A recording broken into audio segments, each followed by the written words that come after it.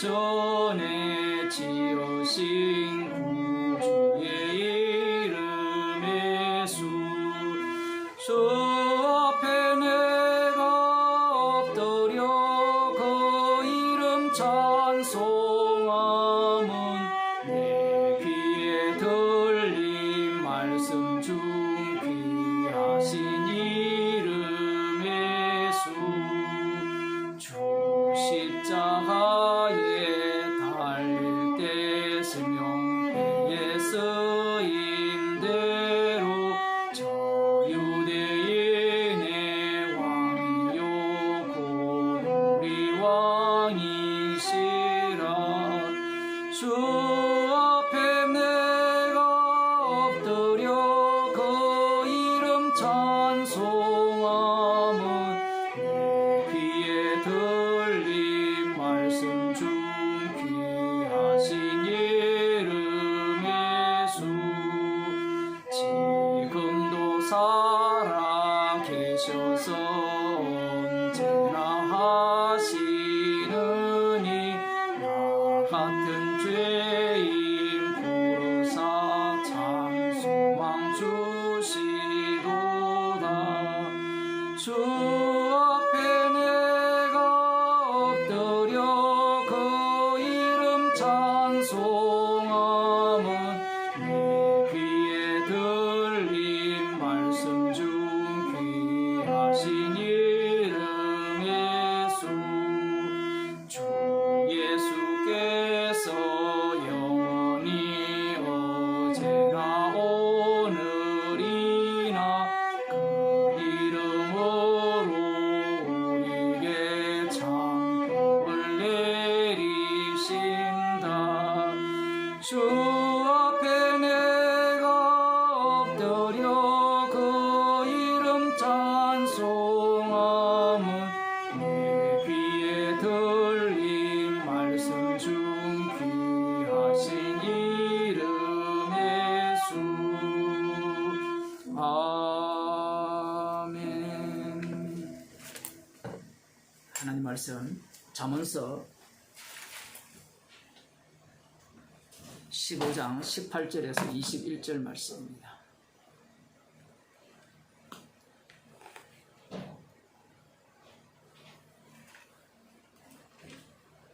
잠언서 15장 18절에서 21절 말씀 구약성경 925쪽입니다. 함께 읽도록 하겠습니다. 분을 쉽게 내는 자는 다툼을 일으켜도 노하기를 더디하는 자는 시비를 그치게 하느니라. 게으른 자의 길은 가시 울타리 같으나 정직한 자의 길은 대론이라. 지혜로운 아들은 아비를 즐겁게 하여도 미련한 자는 의미를 업신여기느니라. 무지한 자는 미련한 것을 즐겨하여도 명철한 자는 그 길을 바르게 하느니라. 아멘. 기도하시겠습니다.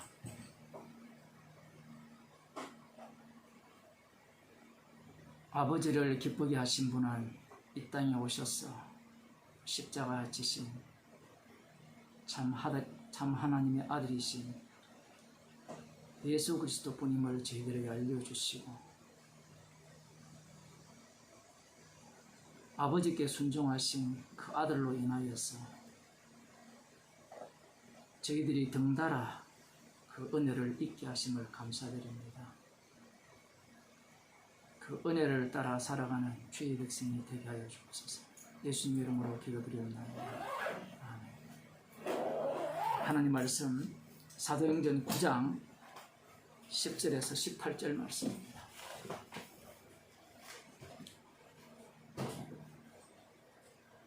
사도행전 9장 10절에서 18절 말씀 제가 읽어드리도록 하겠습니다. 그때에 다메섹에 아나니아라 하는 제자가 있더니 주께서 환상 중에 불러 가라사대 아나니아야 하시거늘 대답하되 주여 내가 여기 있나이다 하니 주께서 가라사대 일어나 집 가라 하는 거리로 가서 유다 지대에서 다소 사람 사울이라 하는 자를 찾으라. 저가 기도하는 중이다. 저가 아나니아라 하는 사람이 들어와서 자기에게 안수하여 다시 보게 하는 것을 보았느니라 하시거늘 아나니아가 대답하되 주여 이 사람에 대하여 내가 여러 사람에게 드사온즉 그가 예루살렘에서 주의 성도에게 적지 않은 해를 끼쳤다 하더니 여기서도 주의 이름을 부르는 모든 자를 결박할 권세를 대제사장들에게 받았나이다 하거늘 주께서 가라사대 가라 이 사람은 내 이름을 이방인과 임금들과 이스라엘 자손들 앞에 전하기 위하여 택한 나의 그릇이라. 그가 내 이름을 위하여 해를 얼마나 받아야 할 것을 내가 그에게 보이리라 하시니 아나니아가 떠나 그 집에 들어가서 그에게 안수하여 가로되 형제 사울아 주 곧 네가 오는 길에서 나타나시던 예수께서 나를 보내어 너로 다시 보게 하시고 성령으로 충만하게 하신다니 즉시 사울의 눈에서 비늘 같은 것이 벗어져 다시 보게 된지라. 일어나 세례를 받고 음식을 먹음에 강건하여 지니라. 아멘. 성경 한 곳 더 찾아보겠습니다. 열왕기하 18장입니다. 열왕기하 18장을 보시겠습니다. 여기에는 우리들이 너무나도 잘 알고 있는 사건이 등장합니다. 갈멜산에서 엘리야 선지자와 바알과 아세라, 바알의 선지자는 450명, 아세라의 선지자는 400명. 이 선지자들과 엘리야가 누가 참 하나님이냐, 누가 참 하나님이냐라는 그것을 걸고 오늘날로 말하면 내기하는 그러한 어떤 사건이 등장하고 있습니다.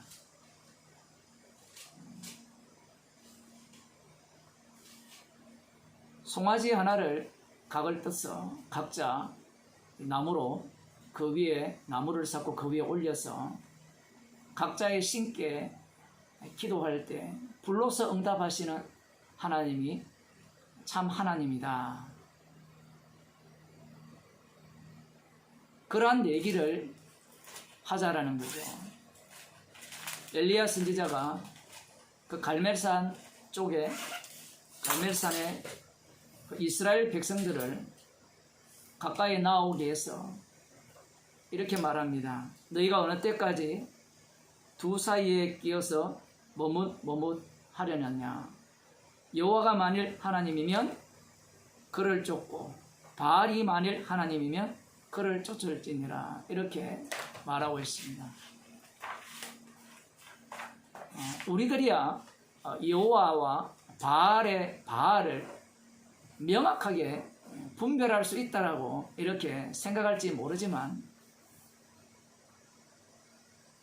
오늘날 예수님과 부처를 분별할 수 있는 방법은 이름뿐이죠.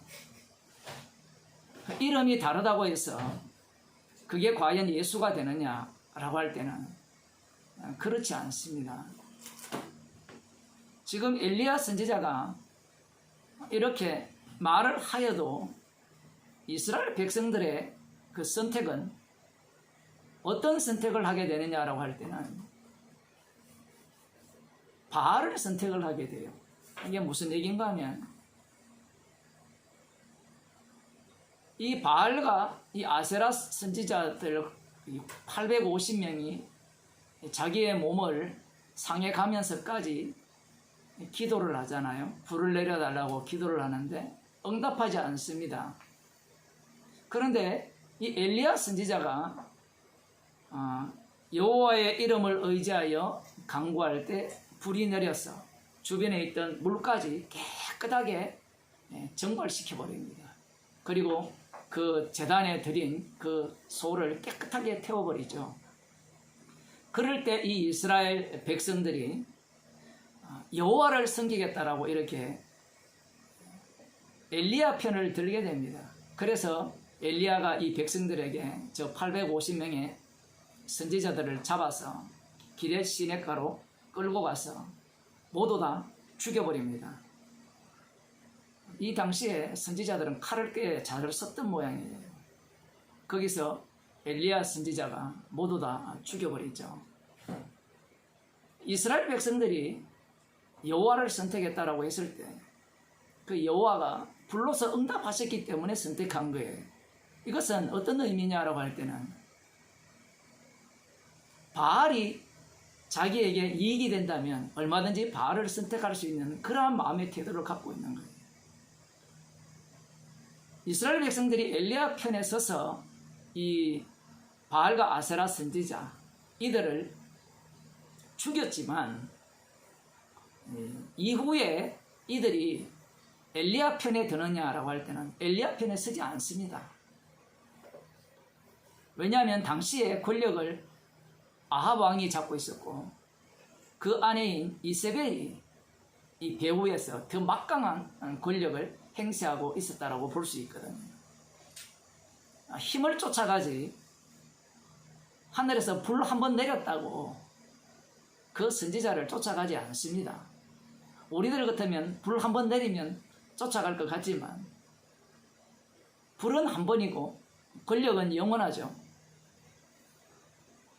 돈이 더 중요하지 않습니까? 내 생명이 더 중요하고. 엘리야 선지자가 이 북이스라엘입니다. 이 북이스라엘 땅에 놀라운 기적을 행하고 있었습니다. 지금도 기근 중이고요. 이러한 기적을 행했음에도 불구하고 이 이스라엘의 왕, 아합 왕, 이 왕은 왜 이 선지자를 쫓지 않느냐, 선지자의 말을 듣지 않느냐라는 겁니다. 그 이유는 결론적으로 말씀드리면 북이스라엘은 여호와 하나님께서 심판하시기 위해서 만드신 나라이기 때문에 그래요. 마치 바로왕을 하나님께서 강팍케 하셔서 바로왕은 심판받아 마땅한 자로서 그 역할을 감당하는 것과 같습니다. 10가지 재앙을 내렸지만 그 재앙을 보고서도 회개할 마음은 눈꼽만큼도 없어요. 물론 내가 잘못했다 이렇게 나오지만 돌아서면 그 잘못했다라는 것이 더욱더 악한 마음으로 바뀌어서 이스라엘을 향하여서 더 분노를 내는 그러한 모습을 볼 수 있는 겁니다. 엘리야 선지자가 이 북이스라엘에서 활동한다는 것은 엘리사도 마찬가지지만 북이스라엘의 왕이 과연 이스라엘의 왕이냐라는 거죠. 선지자가 등장했다는 것은 이미 당신은 이스라엘의 왕이 아니라는 선언입니다. 이렇게 엘리야 선지자가 큰 승리를 거두었잖아요. 그러면 수많은 이스라엘 백성들이 엘리야 선지자를 따라 나서야 될 것이고, 따라 나선다면 엘리야가 강력한 권세를 행사할 수 있는 위치에 올라가야 되는데, 성경은 이상하게도 그렇지 못하다라는 사실이에요. 선지자들이 권력을 행사하는 경우는 성경에 나오지 않습니다. 하나님께서 선지자를 세우신 이유는 권력을 행사하라고 선지자를 세우지 않았기 때문이에요. 선지자가 이스라엘 백성 가운데 있다라는 것은 왕을 중심으로 한 이스라엘이 아니라는 겁니다. 왜냐하면 여호와 하나님께서 이스라엘 백성들을 애굽에서 구출해 내실 때 이스라엘 나라를 제사장 나라로 만드셨기 때문에 그래요. 주님께서 세우시고자 하는 나라는 제사장의 나라이지 강력한 권세를 행사하는 힘을 행사하는 왕의 나라가 아니라는 사실입니다. 많은 사람들이 예수님을 믿을 때 이 예수님을 왕으로 주로 인정을 하잖아요. 사도행전에 살펴보더라도 예수님을 주님으로 고백하는데 그 주님이 우리들이 생각하는 주냐라고 할 때는 아니라는 것이 사도행전에서 여실히 드러났습니다. 그 주는 십자가에 못 박혀 죽으신 주죠. 주님께서는 아버지와 아들과의 언약 속에서 이 제사장 나라를 한 번도 포기한 적이 없습니다. 그런데 인간들은 제사장 나라를 꿈꾸는 것이 아니라 왕의 나라를 꿈꾸죠. 초창기에는 제사장 나라를 꿈꿨다고도 볼 수 있어요. 출애굽기 18장에서 미디안 제사장 그 이드로 모세의 장인이죠. 이 제정일치 시대에 이 제사장이 이 정치와 이 종교를 합쳐서 모든 권력을 독점하는 그러한 어떤 것들을 상상했을 수도 있죠. 그러나 그 제사장 제도는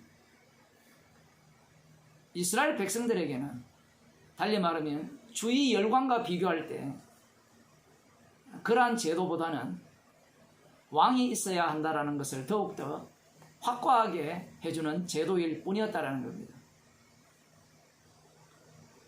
지금 엘리야 선지자가 이 정도의 놀라운 기적을 행했다면 그 엘리야 선지자를 따르는 사람들이 많아야 되지 않겠어요?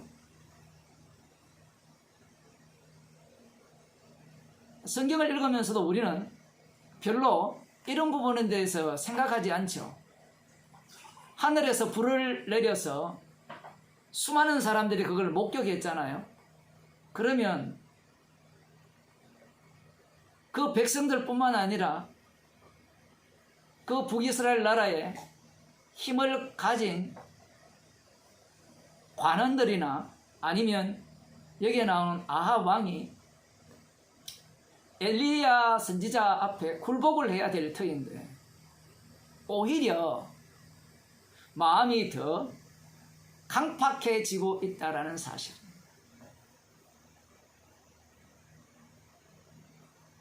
우리들이 생각하는 바와는 전혀 다르게 사건이 진행되어 가죠. 이것은 강팍해하는 주께서 강팍해 하신 자는 반드시 지옥 가야 되기 때문에 그래요.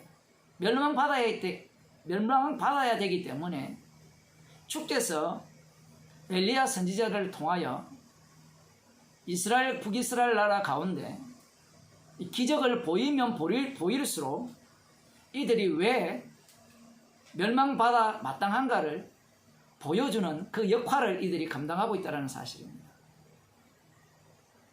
오늘날로 말하면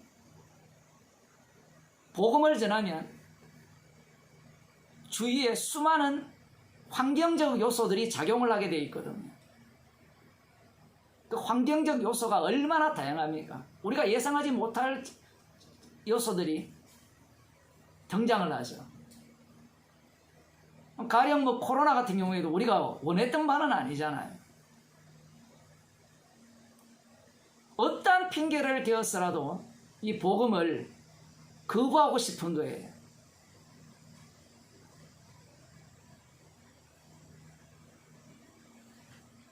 주께서는 어떠한 핑계를 만들어서라도 이 십자가 복음 앞으로 못 나오게 만들어요.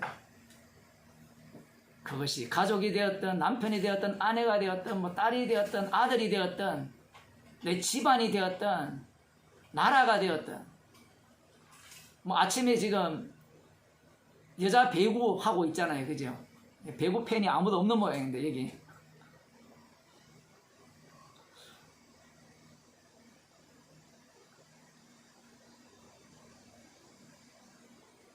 어떤 상황을 주께서 만드시더라도 이 깊은 이 계곡을 넘어올 수가 없는 겁니다. 자, 문제는 넘어오지 못하는 자들이 문제가 아니라 엘리야가 문제인 거예요. 엘리야가 이렇게 능력을 행하니까 그 아합 왕의 아내인 영부인이죠. 이세벨이 이 엘리야에 대해서 두려움을 느끼는 것이 아니라 오히려 더 분노를 이렇게 일으키면서 화를 내면서 자신의 선지자들을 다 죽였잖아요. 850명을 죽였으니까 내가 내일까지 저놈의 엘리야의 목을 베지 아니하면, 목이 그대로 붙어 있다면 신들이 나에게 벌위에 벌을 내리기를 바란다, 이렇게 말을 해요. 2절 하반절을 보면 저 사람들 중 한 사람의 생명 같게 하리라, 아니하면 신들이 내게 벌위에 벌을 내리니 마땅하니라. 우리가 볼 때는 엘리야 선지자가 갈멜산에서 불을 내린 것이 대단한 일로 보이지만 이세벨의 이 눈에는 아무것도 아닌 거예요. 신기하지 않습니까? 이런 것들이. 이걸 오늘날로 표현하면 십자가 복음은 성도에게는 온 우주를 덮고도 남은 큰 사랑이고 온 우주를 심판하는 그 심판의 능력이지만, 사람들에게는 그 이 믿음이 없는 자들에게는, 성령이 없는 자들에게는 별거 아니에요.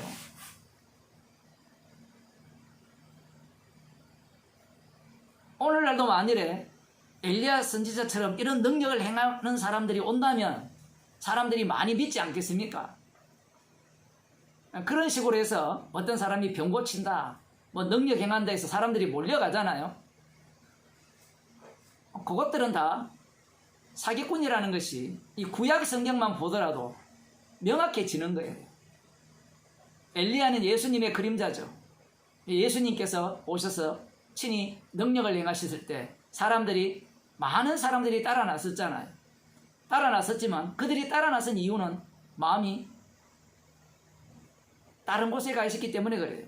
달리 말하면 바알 같은 하나님, 그런 하나님을 요구했기 때문에 예수님을 따랐던 겁니다. 그래서 예수님께서 십자가 지신다고 할 때는 그 어느 누구도 예수님을 따르지 않는 거예요. 오히려 그들이 한 마음과 한 뜻이 되어서 예수님을 십자가에 못 박아 죽여버립니다. 엘리야 선지자가 이러한 일을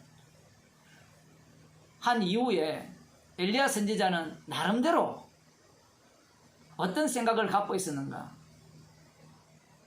이 정도 하면 뭔가 내 편이 좀 더 많이 생기지 않을까? 나를 지지하는 지지층들이 늘지 않을까?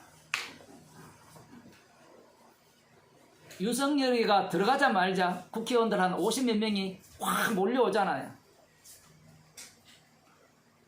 그래 한 자리 차지하니까, 인기 투표에서 1등을 했으니까 그런 생각을 갖고 있는 거예요.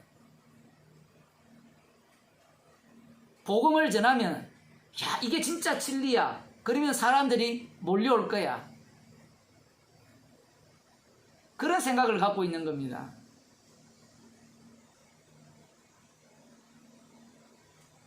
참으로 놀라운 일은 그 2절 하반절에 보면, 3절에 보면 저가 이 형편을 보고, 엘리야가 이 형편을 보고 일어나 그 생명을 위하여 도망하여 유다에 속한 브에셀바로 도망칩니다. 누가? 엘리야가. 그러마 나 살려라. 오늘날 같이 믿음 좋은 사람이 있다면 엘리야를 향해서 손가락질하겠죠. 이세벨이 죽이려고 하면 죽으면 죽으리라, 왜 에스더처럼 하지 않느냐? 주님이 일을 시킨다는 것을 몰라요. 우리가 아까 찬송가 불렀듯이 주님이 지금도 살아계셔서 친히 십자가의 능력으로 자기 백성을 구원하실 뿐만 아니라 인도하신다는 것을 모르기 때문에 그런 소리를 하는 거죠. 그러한 사람들은 자기 자신을 주님과 독립된 존재로 여기고 싶은 거예요. 마치 선악과를 먹었을 때 하나님은 하나님이고 나는 나다. 이제 이후의 모든 이 결과물은 나의 결정에 달렸고 나의 행동에 달렸다라고 생각하는 것과 별반 다르지 않기 때문에 그런 생각을 하는 겁니다. 주님께서 엘리야가 도망칠 수밖에 없는 상황으로 내모십니다. 재밌는 것은 이 갈멜산 그리고 이스라엘 이 지역이 그 이스라엘 땅으로 보면 거의 단지역이 사실은 최북단이지만 이 갈멜산 이 지역도 최북단 쪽에 가까워요. 이스라엘 같은 경우에도 북이스라엘 쪽이니까 제일 북쪽에 가까운데 거기에서 어디까지 도망치는가 하면 이 브엘셀바라는 곳은 그 유다 지파가 차지하고 있는 땅인데 남유다가 차지하고 있는 땅인데 유다 지파가 차지하는 땅 중에도 가장 남쪽입니다. 가장 남쪽. 거의 거리로서는 거리를 보게 되면 뭐 갈멜산에서 이스라엘까지가 뭐 아니에요. 이렇게 보면 거기에서 이까지가 거의 320km 직선 거리인가 그렇게 되겠죠. 옛날에는 지금처럼 길이 뭐 직선으로 나지 않잖아요. 우리 어릴 때 동네만 해도 뭐 조금 가더라도 꼬불꼬불한 길을 따라가면 직선 거리야 100m밖에 안 되지만 꼬불꼬불 따라가면 200m가 넘는 그러한 동네길도 많잖아요. 지금 뭐 그런 동네에 살고 계신 분도 계시겠지만 이 엄청난 거리를 120km 정도 된답니다. 120km 정도 되는데 이 거리를 엄청나게 빨리 도망간 거예요. 그리고 사왕이 있었던 모양입니다. 종이 있었는데 이 종이 누군지는 이름이 나오지 않으니까 그냥 뭐 종이라 치고요. 이 종을 브엘셀바에 남겨두고 자신은 이제 어디로 가느냐 또 한 번 더 이제 뭔가 마음에 품은 것이 있던 모양이에요. 이제 신의 산까지 갑니다. 호렙산까지 하나님의 산까지 율법을 받은 산까지 도망쳐요. 이 브엘셀바에서 이 호렙산까지가 320km 정도. 아까 브엘셀바에서 저기 갈멜산 그 거리가 한 120km 정도. 40일 40야를 그 길을 가서 이 호렙산에 도착하는 거예요. 그 전에 보게 되면 그 브엘셀바 그쪽에서 로뎀나무 아래 앉아서 죽기를 구하여 가로되 여호와여 넉넉하오니 지금 내 생명을 취하옵소서. 나는 내 열조보다 낫지 못하니이다 하고 로뎀나무 아래 누워 잤어요. 죽여달라고 죽기를 구해놓고 잠을 자요. 뭔가 이게 뭐 모순이 되는 건데 지쳤다는 얘기입니다. 하나님께서 시키는 일을 하기에는 너무 지쳤다라는 거예요. 그래서 죽기를 구한다 라고 하면서 지금 내 생명을 취하옵소서. 이게 사후 모순이죠. 그죠? 어떻게 보면 이세벨이 목숨을 취할 때는 도망쳐 와놓고 도망쳐 온 상태에서 하나님이여 목숨을 취하소서 이렇게 얘기를 하는 자체가 뭔가 안 맞잖아요. 어차피 죽을 것 같으면 이세벨에 죽지 왜 하나님 보고 죽여달라는 겁니까? 뭔가 하고 싶은 말이 있어서 그런 거예요. 그 말이 뭐냐라는 거예요. 그 말이 그것이 이제 숨겨져 있는데 로뎀나무 아래 누워 자더니 천사가 어루만지며 이르되 일어나서 먹으라 하는지라. 이 표현이 어루만졌다 아주 부드럽게 다가왔다 뭐 그렇게 볼 수 있습니다. 강하게 때렸다라는 의미도 들어가지만 어쨌든 이렇게 먹으라 하는지라. 본적 머리맡에 숯불에 구운 떡과 한 병에 물이 있더라. 이에 먹고 마시고 다시 누워 자는 거죠. 여호와의 사자가 또다시 와서 어루만지며 이르되 일어나서 먹으라. 네가 갈 길을 이기지 못할까 하노라 하는지라. 하나님의 사자는 이 엘리야의 마음을 다 알고 있어요. 엘리야가 가고자 하는 지점이 호렙산이라는 사실까지도 알고 있어요. 그래서 먹이는 겁니다. 그래서 네가 하고자 하는 바대로 한번 해보라는 거예요. 이에 일어나 먹고 마시고 그 식물의 힘을 의지하여 40주 40야를 행하여 하나님의 산 호렙에 있느니라. 이 하나님의 사자가 준 식물이 어떤 식물이었길래 40주 40야를 행하여 320km 되는 그 길을 뭐 하루에 걸어도 8km, 8km야 뭐 얼마 안 되잖아요. 그죠? 한 2시간 정도 걸으면 걸을 수 있죠. 제같이 성질이 급한 사람은 꼬불꼬불한 길이니까 훨씬 더 많이 걸었다고 볼 수 있죠. 그래서 이 40주 40야를 행하여 하나님의 산 그 호렙에 도착했어요. 9절 봅시다. 엘리야가 그곳 굴에 들어가 거기서 요하더니 여호와의 말씀이 저에게 임하여 이르시되 엘리야야 네가 어찌하여 여기 있느냐. 질문 자체가 보세요. 아까 전에 가야 할 길을 가야 된다고 했을 때는 이미 알고 계시잖아요. 근데 어찌하여 여기 있느냐라고 묻는 겁니다. 그 이유는 이 엘리야가 갖고 있는 그 마음을 주께서 드러내시기 위함인데, 저가 대답하되 내가 만군의 하나님 여호와를 위하여 열심히 특심하오니. 열심이라는 말은, 열심이라는 단어와 그 히브리어에서는 질투라는 단어가 교차적으로 사용됩니다. 하나님을 위한 질투, 이 질투하시는 하나님처럼 엘리야가 그 정도로 질투심이 특심했으니 이는 이스라엘 자손이 주의 언약을 버리고 주의 단을 헐며 칼로 주의 선지자들을 죽였음이오며, 하나님 편에 서서 이 이스라엘 자손이 주의 언약을 버리고 주의 단을 헐며 칼로 주의 선지자들을 죽였기 때문에 나는 더 열심을 내었는데, 문제는 오직 남았다는 거예요. 이제는 여호와의 질투심으로 그렇게 했는데 이제는 나만 남았다는 겁니다. 이게 여호와의 질투심으로 특심을 내었다면 그 다음에는 결과가 나와야 되겠죠. 자기와 같은 남은 자들이 조금 더 눈에 보여야 되고 숫자가 더 있어야 된다는 게 엘리야 선지자의 생각입니다. 그런데 주의 언약을 버리고 주의 단을 헐며, 내가 주를 위해 열심을 내면 낼수록 주의 언약을 버리고 주의 단을 헐어버리고 그리고 주의 선지자들을 죽여버렸다라는 거예요. 이 엘리야 선지자가 일하는 것과 반비례되는 상황이 펼쳐지는 겁니다. 그리고 이제는 나만 남았는데 저희가 나까지 죽이려고 한다라는 거예요. 이 얘기를 왜 하느냐라는 겁니다. 이 얘기를 왜 하느냐. 자, 이 정도 되면 어떤 마음인가 하면요, 엘리야 선지자 이런 거예요. 내가 주를 위한 열심을 갖고 열심에 대한 특심을 내면서 주님의 뜻을 이렇게 전했잖아요. 기적을 행하면서 하나님의 마음이 어떠한가를 언약으로 돌아오라고 외쳤지만 아무도 듣지 않고 오히려 이 언약으로 돌아오라고 하는, 말씀으로 돌아오는 선지자들까지 칼로 다 죽여버렸으니까 뒤에 무금 처리된 겁니다. 저놈들 싹 쓸어버리세요. 엘리야 선지자가 그런 마음이 있을까요? 그런 마음이 있어요. 나를 죽여라는 것은 어떤 의미예요? 이제 나 혼자 남았으니까 나를 죽여라는 것은 저쪽은 더 이상 희망이 있다 없다? 없다라는 겁니다. 나를 죽이라는 것은 저놈들을 어떻게 알아? 하나님 심판해 달라는 거죠. 그러면 왜 호렙산까지 왔을까요?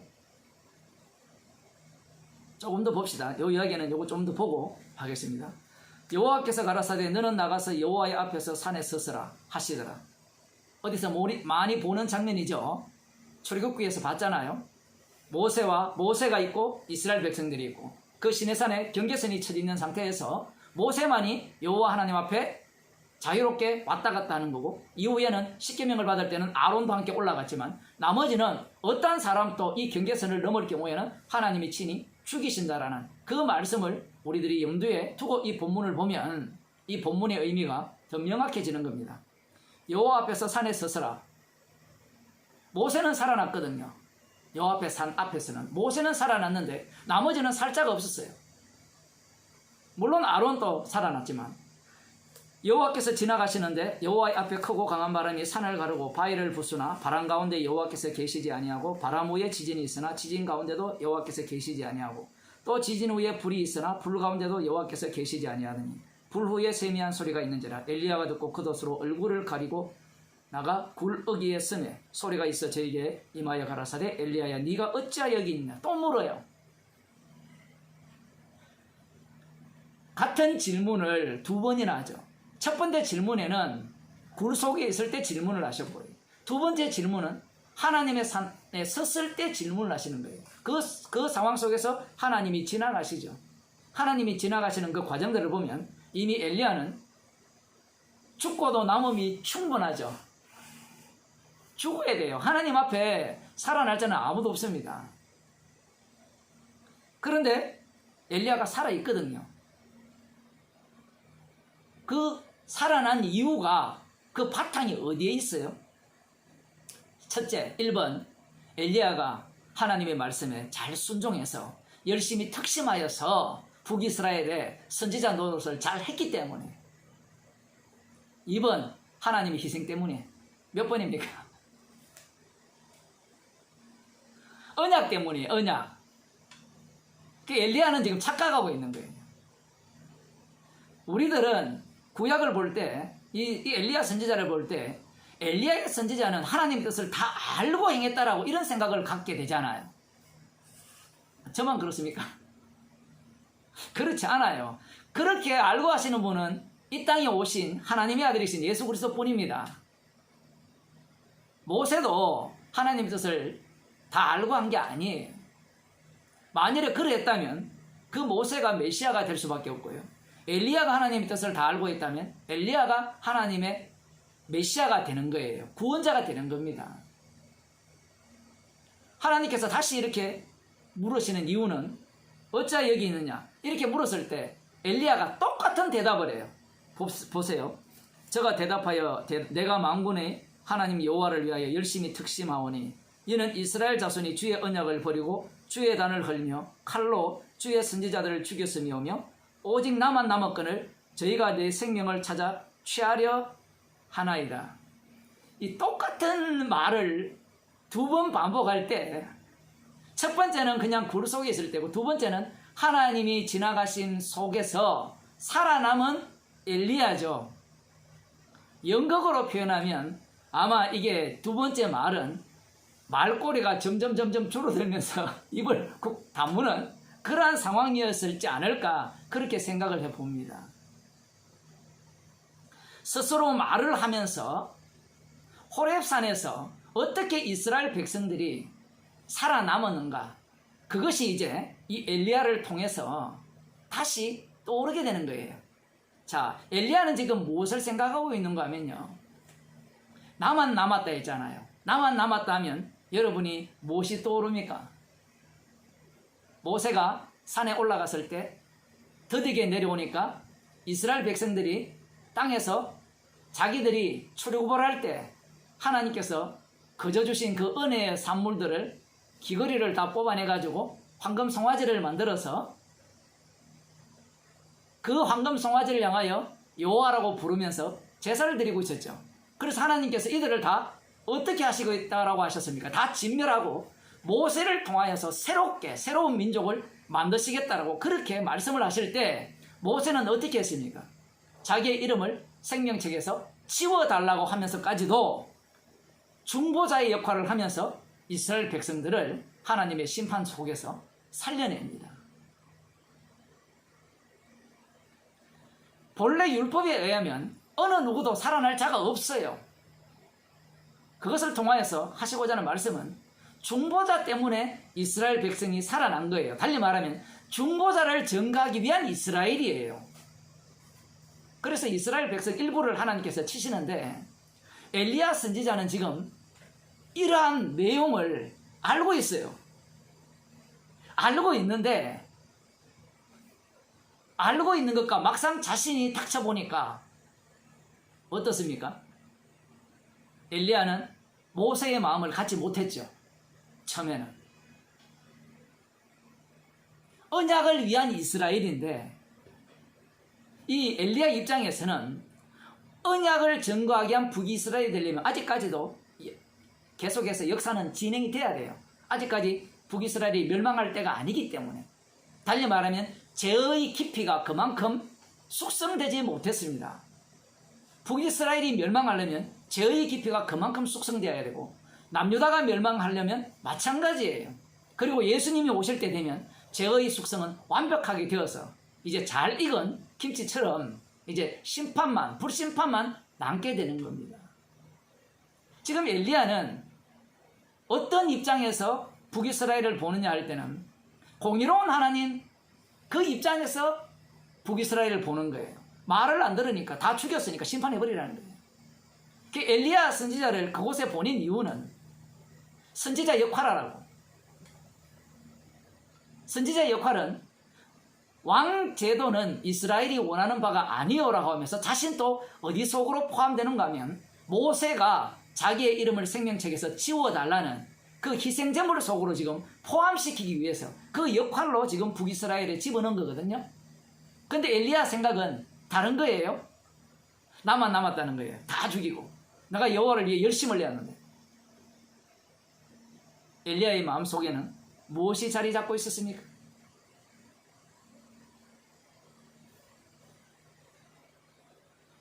내가 이렇게 하면 하나님께서 어떻게 하실 것이라는 기대감을 잡고 있었던 거예요. 기대감을. 신기한 거죠. 이런 것들을 보면. 그리고는 이제 여호와 하나님께서 엘리야가 할 일을 지시하죠. 이 지시하는 걸 보게 되면 그 다음 하사엘에게 기름을 부어 이 아람 왕이 되게 하고 예후에게 기름을 부어 이 아합 왕의 그 죄악을 심판하게 하면서 왕이 되게 하고 그 다음 엘리사에게 기름을 부어 자기의 역할을 지속시키는 겁니다. 이게 무슨 얘기인가 하면 할 일 하라 얘기예요. 할 일 하라. 그 할 일이 어떤 일이냐 라고 할 때는 이 엘리야는 죄인이기 때문에 두 요소를 동시에 보여줘야 되죠. 하나님의 긍휼과 하나님의 심판이 그 엘리야 속에서 그대로 드러나야 되는 겁니다. 왜 심판받아야 되고 왜 긍휼이 없으면 구원 못 받는가? 엘리야의 이런 사고방식은 선악구조예요. 저들이 내가 열심을 내어서 이렇게 하나님의 뜻을 전했음에도 불구하고 이 하나님의 선지자들을 다 죽여버리는 나만 남겨뒀으면 하나님 저놈들을 불러 심판해달라는 거죠. 그러한 식이라면 엘리야도 지옥 가야 돼요.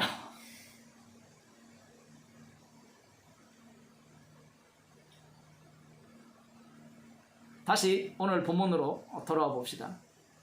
오늘 본문 이야기하면서 왜 엘리야를 이야기를 했는가? 오늘 본문을 보면 주님께서 십자가 지시고 부활하신 그 주님께서 사울을 만나셔서 자신을 소개하셨잖아요. 그러면 오늘 본문을 빼도 되지 않느냐라는 생각을 우리들이 할 수 있거든요. 무슨 얘기인가 하면 예수님께서 친히 만나 주셨다면 그 사울이 할 일을 직접 지시를 하시면 되잖아요. 왜 아나니아를 만나게 하십니까?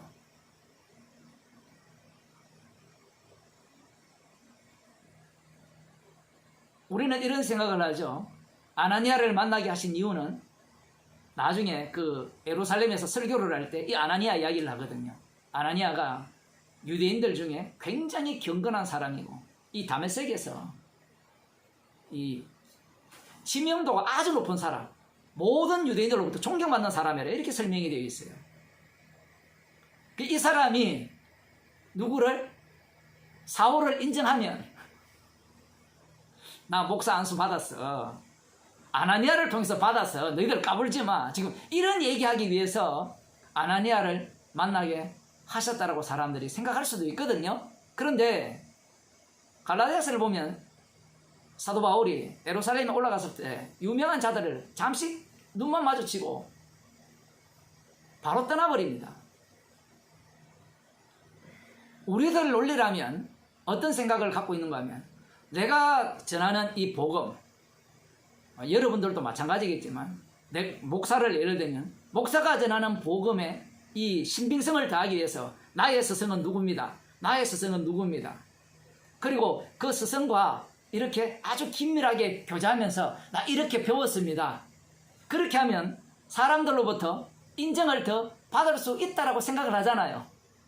생각하는 게 아니라 다 그렇게 생각하잖아요. 우리들이. 안 그렇습니까?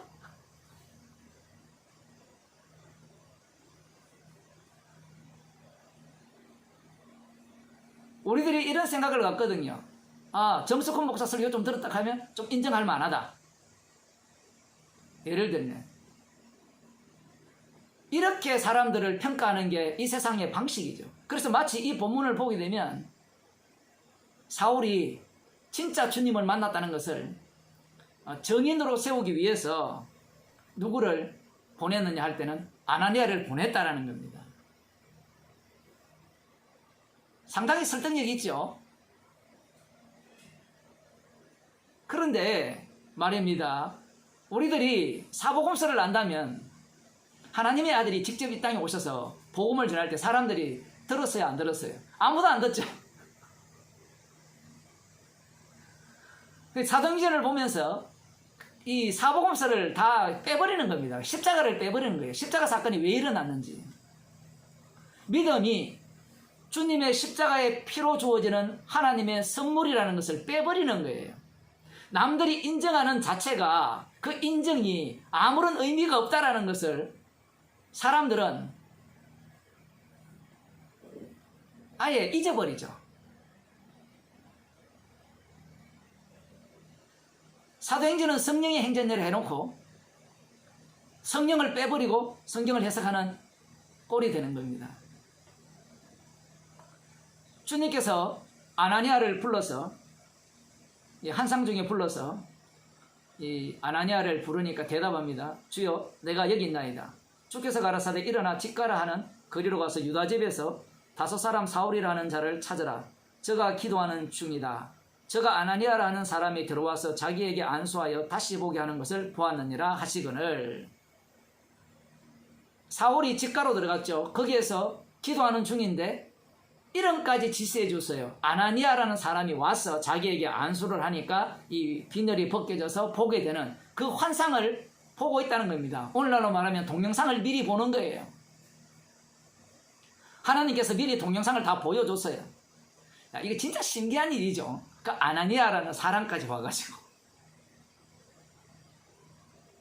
자, 이렇게 주께서 말씀하시면 우리가 아나니아라면 어떻게 대답해야 되겠어요? 예, 알겠습니다. 가겠습니다. 이렇게 나와야 되죠. 그런데 아나니아가 자기 의견을 제시합니다. 이게 지금 오늘 본문에서 가장 중요한 부분이에요. 자기 의견이 뭐냐? 이런 겁니다. 13절에 아나니아가 대답하되 주여, 이 사람에 대하여 내가 여러 사람에게 듣사온즉 그가 예루살렘에서 주의 성도에게 적지 않은 해를 끼쳤다 하더니 여기서도 주의 이름을 부르는 모든 자를 결박할 권세를 대제사장들에게 받았나이다 하거늘. 아나니아는 지금 비록 유대인이지만 유대인들 중에 경건한 유대인들 중에서도 존경을 받는 사람이지만 주님이 찾아오신 사람이죠. 지금 이 내막을 들여다보면 성령 받은 사람입니다. 성령 받은 사람인데 이 성령 받은 아나니아가 주께서 말씀하시는 부분에 대해서 어떻게 생각하느냐라고 할 때는 자신이 체험한 것이 먼저 작용을 하게 되죠. 내가 들었는데 이 사울이라는 작자는 예루살렘에서 대제사장으로부터 이 공문서를 받았다는 겁니다. 이 지난번에 말씀드린 바와 같이 압수수색뿐만 아니라 임의로 체포할 수 있는 체포영장까지 갖고 온다라는 거죠. 그러한 사람이고 이전에도 실제로 많은 예수 믿는 자를 핍박했다라는 소식을 이 아나니아가 들은 거예요. 그러면 우리는 이런 생각을 갖게 되잖아요. 주님께서 아나니아에게 미리 그러한 생각들을 싹 없애줘버리고 예, 하겠습니다. 이렇게 하면 얼마나 좋을까? 이런 생각을 우리들이 갖게 되는데 왜 그런 생각을 갖느냐 이 얘기예요. 왜? 그런 생각을 갖는다는 자체가 지금 아나니아가 대답하는 이런 모습이라는 거예요. 주님이 누굽니까? 십자가 지신 분이 주님이죠. 그런데 아나니아가 주님을 믿어야 안 믿어요? 믿죠. 성령의 인도하심이 있습니까 없습니까? 있죠. 있는데 지금 주께서 말씀을 하실 때 아나니아가 어떤 모습을 보이죠? 자기가 주의 자리에 가 있죠. 제가 듣기로는 그 인간은, 사울이라는 인간은 이러한 인간이기 때문에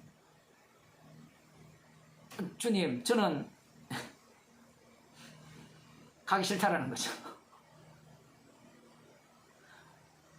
지금 그런 생각을 갖고 있는 거예요. 왜 이런 장면을 지금 이 사도행전에 이렇게 기록되어 있느냐라고 할 때는 인간들은 항상 주의 일하심과 성령의 인도하심을 오해를 하기 때문에 그래요. 진짜 성령의 인도하심이 어떠한가, 주께서 일하심이 어떠한가를 보여주는 겁니다. 아나니아를 찾아가신 그 주님에 의해서 사울과 만나는 이 과정을 통해서 아나니아는 죄인임이 드러나는 거예요. 우리는 아나니아가 이 정도 된다면 완벽하게 주의 뜻을 알아서 백부장의 믿음 있죠. 가라면 가고 오라면 오고. 그걸 어떻게 적용해야 되는가 하면 이렇게 적용해야 되는 겁니다. 아, 주께서 지금 사울에게 가라 할 때 그 사람이 이런 사람인데요 라고 지금 주께서 말씀하게 하신 거예요. 그게 가라면 가는 거예요. 우리가 생각하는 가라면 가는 게 뭔가 하면 이런 거죠. 가서 안수해라 그러면 예 가겠습니다, 이게 가라면 가는 거잖아요. 십자가 피가 나오고 십자가 피가 나오려면 죄가 드러나야 되는데 우리들은 죄를 없애는 방식으로 말씀을 해석하는 거죠. 가라면 가고 오라면 왔으니까 나는 죄인이 아니죠, 이 얘기를 하고 싶은 거예요. 사람들이 말씀을 들으면서도. 주님께서 펼치시는 환경 속으로 몰아넣게 되면 자기의 의로움이 나오는 것이 아니라 주께서 홀로 십자가신 그분이 지금도 친히 자기 일을 홀로 하심을 증거하는 증인이 되는 겁니다. 그게 바로 아나니아예요.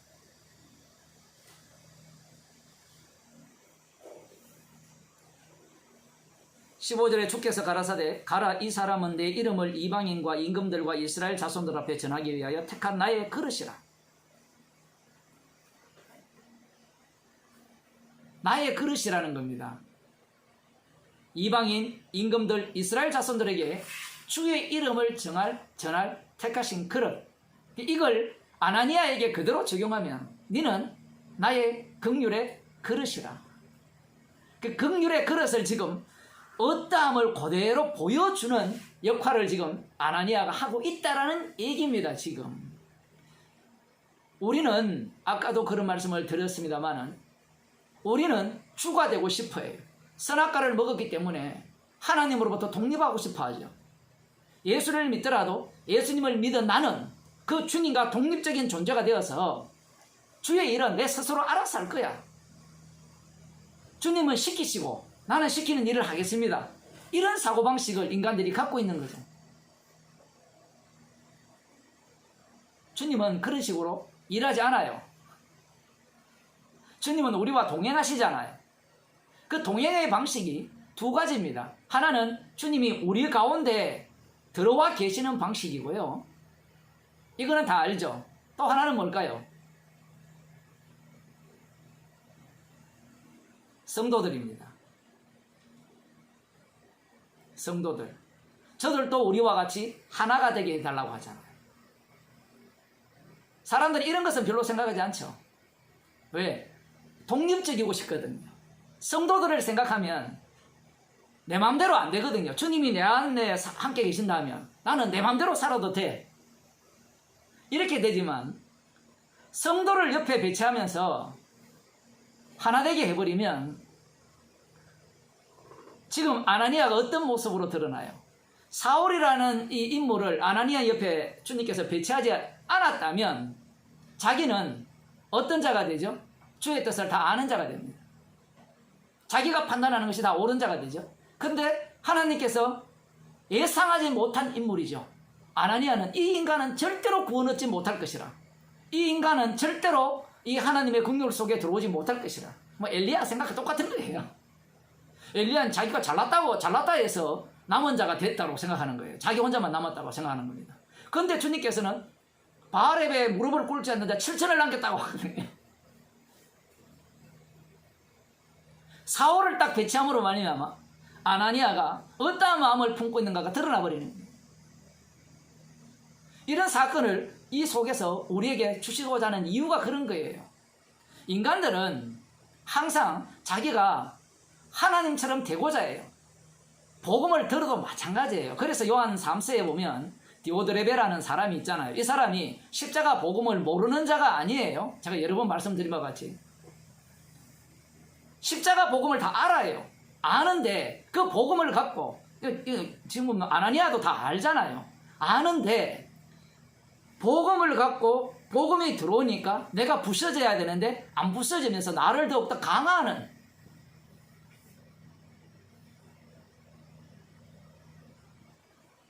이 아나니아를 사람들이 얼마나 존경했을까요? 이렇게 되면 주께서 이렇게 치시지 아니하면 디오드레베가 돼요. 똑같이. 디오드레베는 다른 사람들을 받아들이지 않거든요. 왜 받아들이지 않냐 할 때는 저 사람이 나보다 더 잘 가르치기 때문에 안 받아들여요. 복음을 더 잘 전하기 때문에 저 사람이 들어오면 내 이 교회에서 1인자가 못 돼요.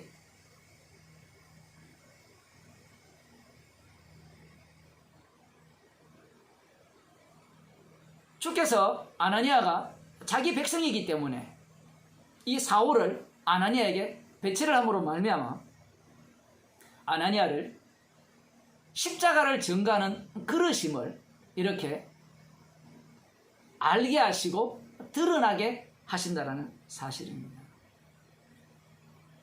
사울에 대한 이야기지만 사실은 아나니아에 대한 말씀이에요.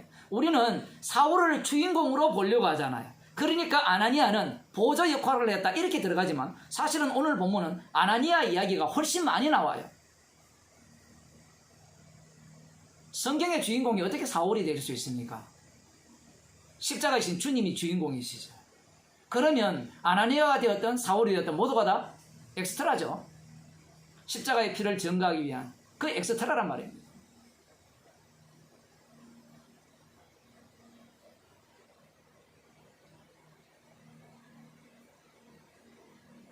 아나니아가 떠나 그 집에 들어가서 그에게 안수하여 가로되 형제 사울아 주 곧 네가 오는 길에서 나타나시던 예수께서 나를 보내어 너로 다시 보게 하시고 성령으로 충만하게 하신다 하니 즉시 사울의 눈에서 비늘 같은 것이 벗어져 다시 보게 된지라. 일어나 세례를 받고 음식을 먹으며 강건하여지니라. 아나니아는 이제야 순종했죠. 순종이라는 말이 어떤 의미인지 아시겠죠? 강제로 끌고 간 겁니다. 아나니아가 제가 알아서 왔습니다 이런 소리 안 해요. 그래서 지금 이 본문이 기록되어 있는 거고, 자 여기에서 이제 사울과 만나게 되죠. 만나서 이제 누가 주도권을 갖고 있어요? 아나니아가 주도권을 갖고 있습니까? 사울이 주도권을 갖고 있습니까? 말씀을 보면 아나니아가 주도권을 갖고 있죠. 그런데 누가 주도권을 갖고 있죠? 십자가이신 주님이 주도권을 갖고 있는데 인간들이 보기에는 어떤 양상이 되는가 하면 예수님이 나를 보내어서 너를 다시 보게 하신다 하잖아요. 그래서 이 아나니아가 사울에게 세례를 줍니다. 여러분, 사도 바울이 누구에게 세례를 받았습니까? 아나니아에게 세례를 받았어요. 자, 그러면 우리는 항상 잘하는 게 있잖아요. 줄 세우기. 제가 기도 순서를 이렇게 해가지고 바로 올렸잖아요. 이게 줄 세우기입니까? 참 잘한 것 같아요. 우리의 본심들이 튀어나올 것 같아가지고. 혹시 기도 빨리 하고 싶은 분 연락하세요. 제가 제일 위로 올려드릴 테니까.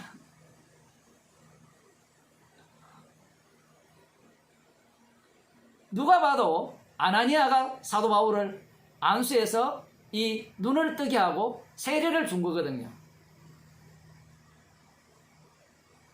성령으로 충만하게 하신다. 다시 보게 하시고 하신다니 즉시 사울이 눈에서 비늘 같은 것이 벗어져 다시 보게 된지라. 일어나 세례를 받고.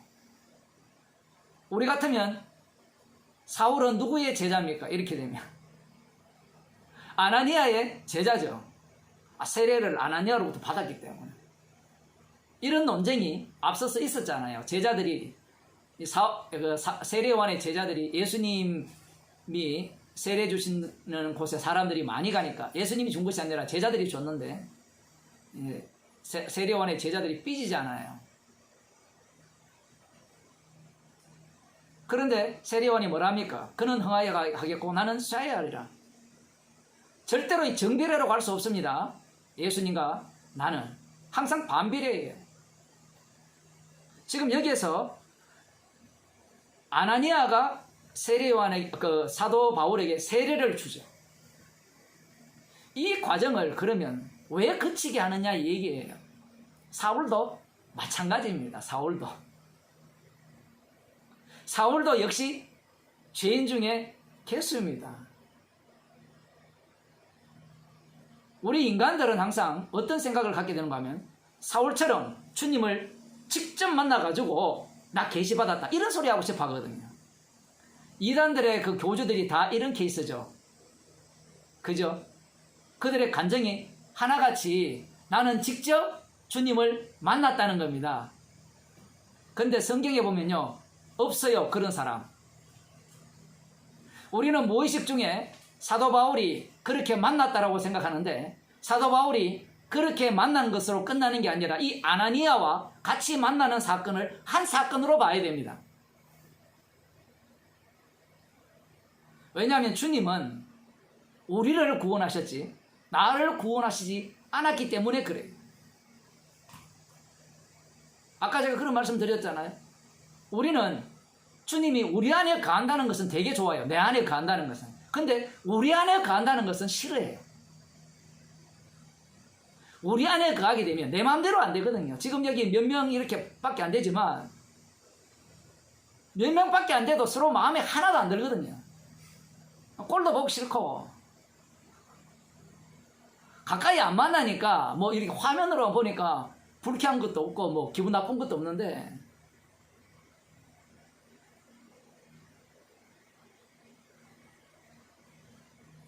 혼자 신앙생활을 하면요 잘해요. 그냥 가정에서 자기끼리 하라 하면 그건 뭐 누가 못합니까? 그렇게 한다는 것은 결국은 자기를 어떤 자로 만들어내겠다는 거 하면 이 복음이라는 걸 갖고 와서 좋은 아이템이죠.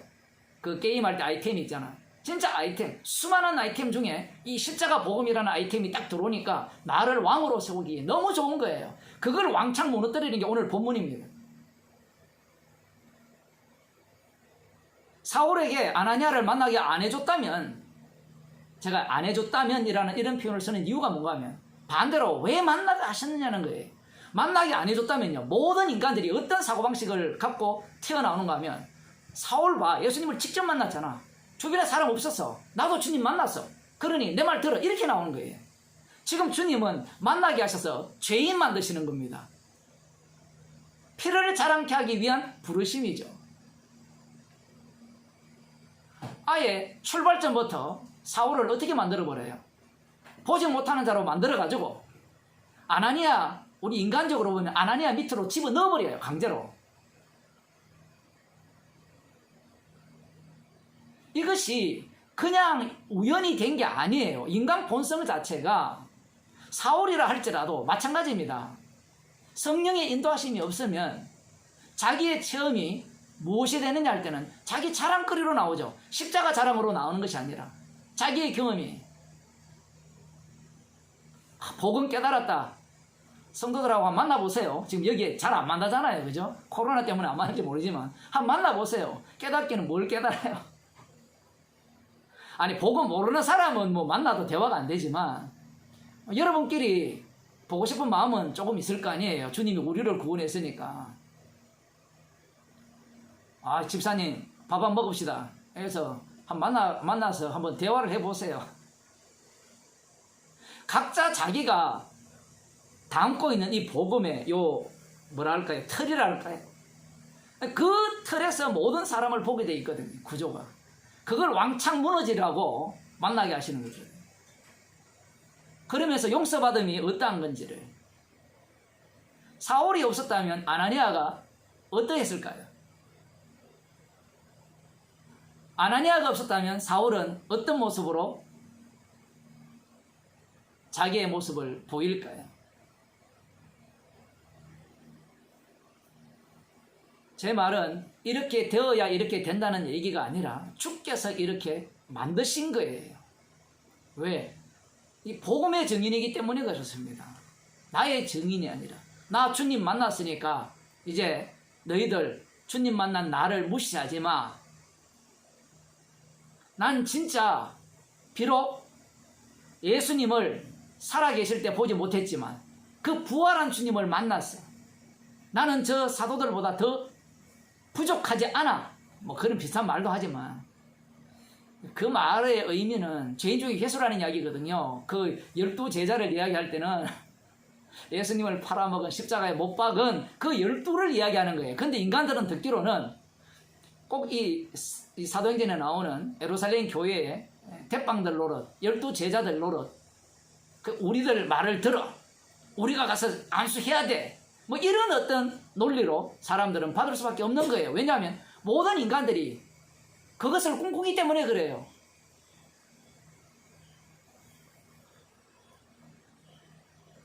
주님께서 자신이 사용하고자 하는 긍휼의 그릇은 반드시 이런 식으로 환경을 이렇게 만드셔서 조성하셔서 와장창 깨어지면서 내가 지옥 가도 마땅합니다. 그 고백 속에서 아나니와 같은 순종이 나오게 되는 겁니다. 기도하시겠습니다. 하나님 아버지, 주께서 친히 함께 하시기에, 우리와 함께 하시기에 오늘도 저희들을 부수시고 그 부서진 속에서 새로운 피조물로 주의 백성으로 만들어주심을 감사드립니다. 주께서 조성하시는 환경 속에서 십자가만 밝히 보이는 주의 백성으로 살게 해 주옵소서. 예수님 이름으로 기도드리옵나이다.